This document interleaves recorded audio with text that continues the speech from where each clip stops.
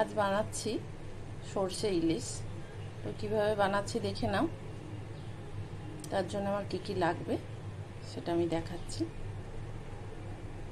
আর কীভাবে বানিয়েছি।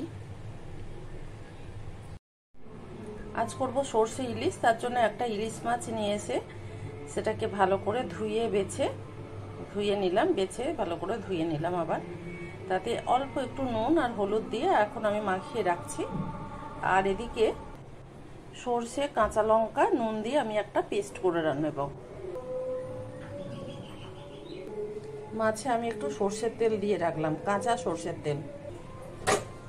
সরষে পেস্টটা গ্রাইন্ড করে ভালো করে মিহি করে গ্রাইন্ড করে আমি এতে ঢেলে দিলাম। মিক্সি ধোয়া জলটা দিয়ে দিলাম, অল্প একটু জল দিলাম ঝোলের জন্য। এবার এটা আমি ভালো করে মাখিয়ে নিলাম। মাখিয়ে 10-20 মিনিট রেখে দেব ম্যারিনেট করে। তারপর আমি গ্যাসে দিয়ে দেব। মাছের মাথা দুটো রেখে দেব, আমি পরে কিছু দিয়ে ব্যবহার করব। কন্টেনারে ভরে ফ্রিজে করে দেব। 10 মিনিট হয়ে গেছে ম্যারিনেশন করা। এখন আমি গ্যাসে বসিয়ে দিলাম আর একটু সরষের তেল ওপর থেকে দিয়ে কাঁচা।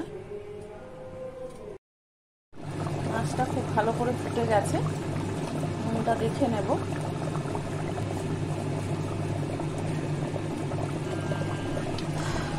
এখন একটু টমেটো পিউরি দিয়ে দিলাম।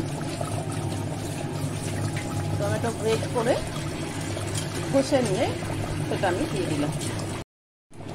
মাছটা মাখা মাখা হয়ে গেছে। এই পর্যায়ে আমি গ্যাস বন্ধ করে দেব।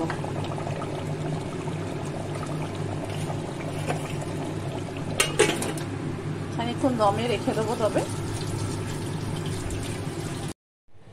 ইলিশ মাছের প্রিপারেশন রেডি। এবার পরিবেশন করে দেব ভাতের সাথে।